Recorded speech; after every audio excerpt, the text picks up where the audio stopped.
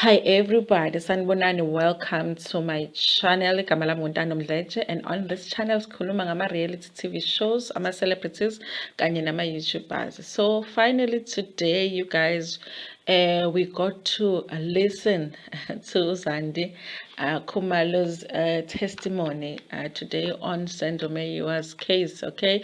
Because of course this morning we were waiting to hear if the judge was going to allow the whole testimony to be recorded, okay? Even though we are not able to see her, but we can hear her, which is great, you guys, because I thought that there was a possibility that we were not even going to be able to get that, okay?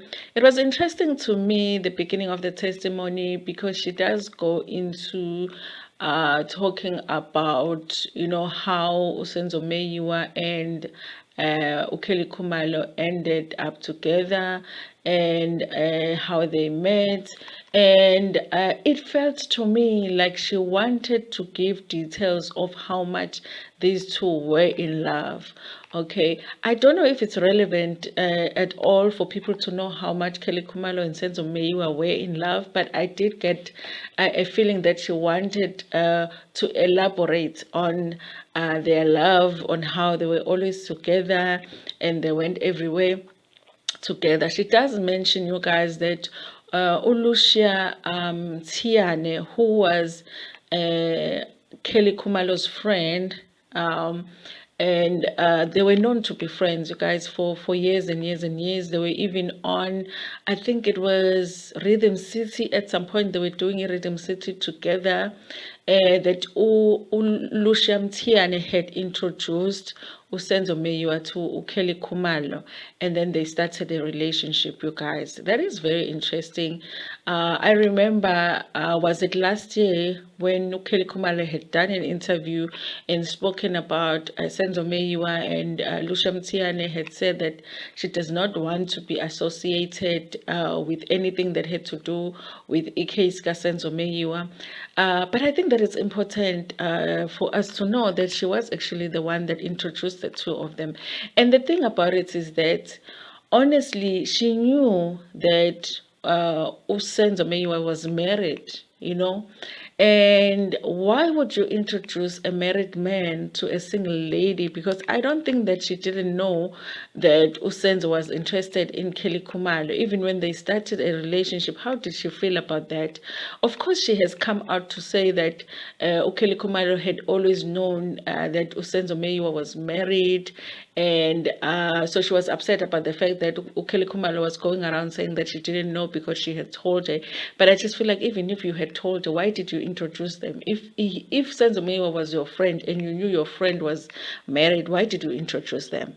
Anyway, you guys, it is interesting to me because I guess that's the reason why, married women wouldn't want their husbands to be friends with just random women. You know, I have this friend. No, it's a friend that we work with or whatever. Because then the next thing they're introducing you to their single friends. Okay, that was interesting for me to hear. But of course, it's not really what we want to know, because this case is about how Senzo Meyiwa's life was taken, and who actually took his life, okay, and who are the person, or the person who is the person, or who are the people that are supposed to be held accountable for that. That is what this case is about. And it might not be what we want it to be. It might not be what we think, because sometimes our justice system doesn't work the way that we want it to work. But we have the privilege of actually be sitting in and listening to ubufakazi, which is, I think it's great that we get to hear that, especially because this case has been talked about so much. So far, you guys, all that she has told is how the whole group got together. The mother, Kelly Khumalo, Zandi, Longwe, Tumelo, Senzo, all of them. She was talking about how they ended up at that house at that time. So today it was just for us to understand, how did they get to be in that house, and then what happened when the intruders came in. I really want to listen to the whole story until we get to a point where we are in the hospital and he has passed. Because remember, Zandi has done interviews before where she has given the details of what happened that day. Of course, it wasn't in the court, okay? But it will be interesting for us to know if each story that she's going to tell in court is the same as the story she told on her ENCA interview. It's going to be interesting to know if this story is going to be the same as the story she told on Khozi FM when she did the interview. So I want to wait and just listen to the whole story, you guys. In the beginning, of course, she does get emotional. I think for me, it was very hard for me to feel any sympathy for her because of what we have gone through in the last, whatever, 24 hours with her requesting that she won't testify unless the media, is she's not being recorded live. The emotion that she has put everybody that is interested in this case through, because we did not know what the judge's decision was going to be, and it felt like it was just an unnecessary delay. So in the beginning, when she gets emotional, I really just had a hard time even having any sympathy for her, because you guys, I imagine that this is a hard position to be in, because everybody is watching you. Everybody wants to hear what you have to say.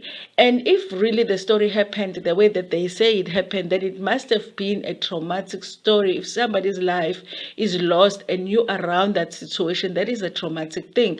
But I find it hard to feel sorry for her because of how she has been behaving, especially on social media. I am confused, you guys, by the fact that, after that, she laughs a lot in court, you guys. And I am trying to sit here and be understanding of the fact that I guess Senzo Meyiwa's passing is not something that happened yesterday. And maybe she wasn't emotionally attached that much to that situation or to him, that a few years later she will still be so affected by it. But at times it felt awkward for me that she was laughing, and I felt like, I don't know, you guys, I don't know, maybe I'm overreacting. I just didn't find the times when she was laughing, I just wasn't finding anything funny. So it was strange for me that she moved from being so emotional and crying, and then at some point she was really like outwardly like laughing and really sounding like she's having a good time. Okay, I really can't tell you guys with the judge, because I feel like it's important for the judge to make sure that the witness is comfortable, so that they are not feeling nervous, and then they can tell the story as it happened, and also be free to answer all the questions that are being asked. But I don't know, you guys, there's just that exchange between her and the judge where I felt like I wanted to see how she was looking like, because sometimes a beautiful woman in front of a man, sometimes it makes they can just melt. So I felt like there was that exchange between the two of them, almost like a fun exchange between the two of them. Maybe I haven't watched enough court cases to know that there is something that happens in court, but it just didn't feel appropriate, in a sense that this is a case that is very serious. At points it just felt like they are joking between each other. Of course they can't be serious all the time, but I also feel like it's weird that at times they are laughing about this situation or whatever that she was saying in court when she is testifying. I am so glad though that the judge decided that she was still going to be live. I don't mind as much not seeing her, even though there are moments where I feel like I wish I could see her facial expressions. And, sometimes even the way that the person is dressed and looking and all of that can give you a full picture of what's going on with the witness. But, we'll have to do with what we have right now, you guys. Of course, it's hard, you guys, because I feel like a lot of people have made a decision that there is something that this family is hiding when it comes to the Khumalo family. And I always just get back to saying, you know what, at the end of the day, we don't know what happened. There might be things that are directing us a certain way, but at the end of the day, we don't know what happened because we were not there, you guys. I also found it strange that I believe that there are 5 accused, okay? There's accused number 1, 2, 3, 4, 5, but throughout the story, she seemed to refer to accused number 2 a lot, okay?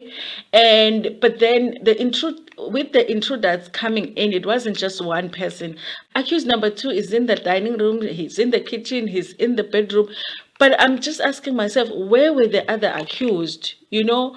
I guess I was confused by so much of the reference to accused number 2. It seemed to me like accused number 2 did almost everything when he wasn't the only one in the room. Does that mean that the others that have been accused in this case, she cannot identify them relating to that occasion, or because of what was happening at the time, the only person that she's able to identify, even though the others were there, is accused number 2? I was really confused by that. Why is accused number 2 sounding like he did everything when it came to what the intruders were doing in the house? You guys, I do think that it's early. We're still going to get information, you know, that we don't have yet. I'm open, you guys. I'm open to really just listening to whatever it is that she's going to say objectively. It's hard to feel sorry for her in places where she's getting emotional because of what the reason that I stated. However, you guys, I'm going to play here this interview. Is the part of the interview that she did on Khozi FM.